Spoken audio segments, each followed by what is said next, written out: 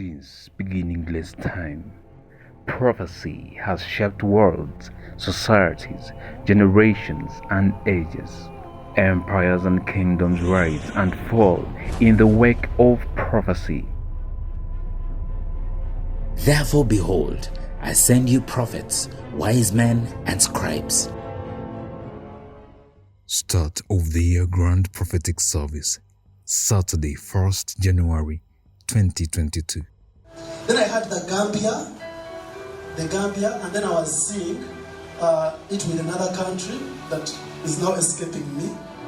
Should I look up? I don't know whether it's the Gambia and Senegal. I'm forgetting the country, but they are neighbors. It's again along the river. I don't know whether it's the Gambia and Senegal or the Gambia. I wrote it here one, but the other one I've forgotten. I should have written it here. Either the Gambia and Senegal, or the Gambia and Benin. I don't remember. But you'll hear of two countries in West Africa beginning to fast track a removal of colonial era borders. Borders from the colonial era, they want to fast track the removal of those borders. It shall be shocking because it seems to go against the current prevailing pattern and political mindset on the continent. It is to be noted that the eye of prophecy dropped upon West Africa, starting from the Gambia and Senegal. In the past, these two countries had a brief history of federation that was called Senegambia. Prophet Andrew mentions countries that are neighbors. Indeed, on the western border of the former Senegambia Federation, the prophecy began to unfold. This began with their immediate neighbor, Mali.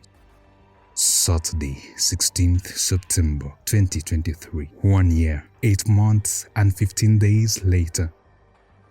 Burkina Faso, Mali and Niger look to form a federation. The foreign ministers of the three Sahelian nations recommended on Friday creating a confederation as part of a long-term goal of uniting the West African neighbors within a federation. The top diplomats of the Alliance of Sahel states met in Bamako for 2 days. Their discussions aimed to flesh out the workings of the new alliance, with the ministers emphasizing the importance of diplomacy, defense and development to consolidate political and economic integration.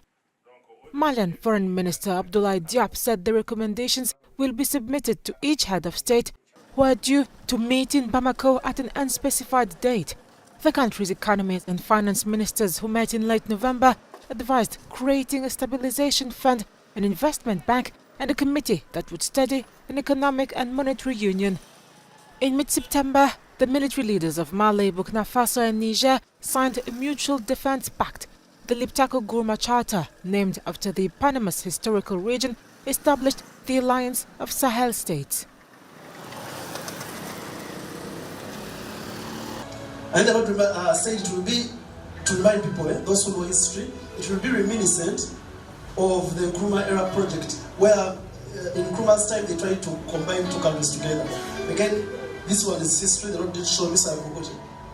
But I know that they tried to combine Ghana, and I'm forgetting whether one of the Guineas, and another country that I've forgotten. That is in Nkrumah's time. So these people, the Gambia and another country, they're going to try and combine, and remove the borders. A political kind of thing, federation, I think, in the natural it's called. In addition to the prophecy referencing the brief history of geographical neighbors, Senegambia, Prophet Andrew also gave a flashback to the famous independence leader Kwame Nkrumah. In November 1958, Ghana's independence president Kwame Nkrumah and Guinea's president Sékou Touré formed a union which was meant to be the foundation for a future Union of Independent African States, UAIS. They were in 1960 joined by newly independent Mali to form the Union of African States, UAS.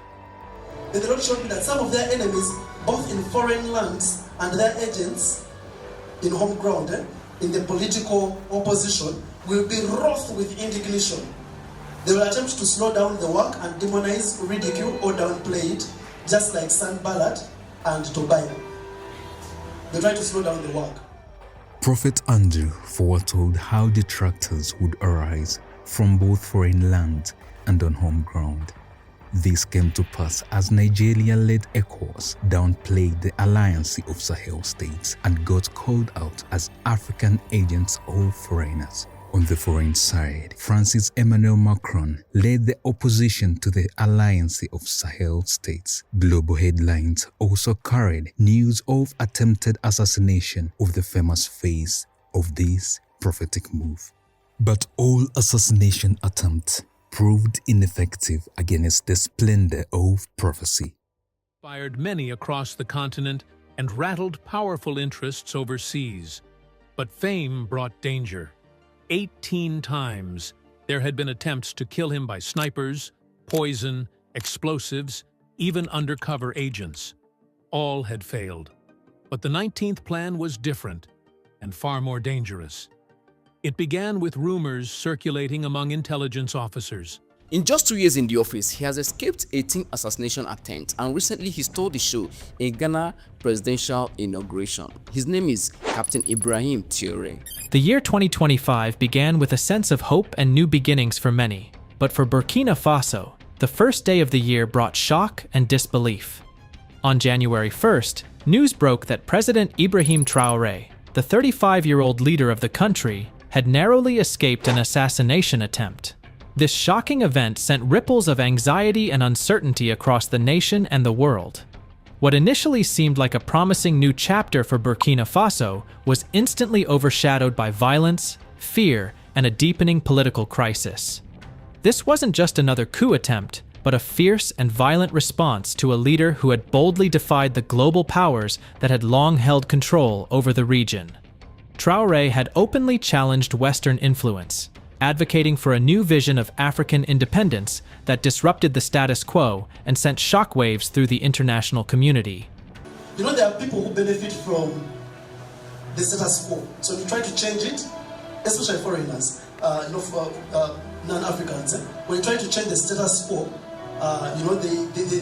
they fight it. So some of them will be trying to do that.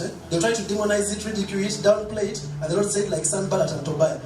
But then they said, but I will permit what they have imagined, Gambia and this country.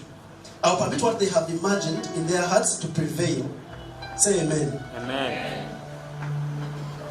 Now one of them, one of the presidents of those countries which are going to come together to try and march, is an unpopular politician. I saw him actually with even, black suit and whatever, a little bit aged. I don't know them. I don't know their politics in the natural. I was thinking the spirit, because I was thinking him sitting at the table. He's a bit aged. I was thinking the black, what are they called? Coat, jacket, and was sitting at the table where they're going to sign this. And he had, I don't know whether it's symbolic, but he had like specs on, like for all, not these beautiful ladies who have specs. There are some of those ones for old age. He had those specs. On 28th July 2023, General Abdurrahman Tiani was made president of Niger following a military coup. Interesting to note is that this came over 1 year after Prophet Andrew described a bespectacled older man as one of the key individuals in the alliance of Sahel states. And then he was saying to himself that this is going to be my legacy. He was saying that it will be my legacy. And Scripture says that you may know and exalt me as he who sets the borders of lands and the times and seasons of prosperity for the righteous. That's his saying for me. When you see it happening, that you may know the Lord and exalt him as he who sets the borders of lands and the times and seasons of prosperity for you, the righteous. Amen. For the kingdom is the Lord's, and he is the governor among the nations. Psalm chapter 22, verse 28.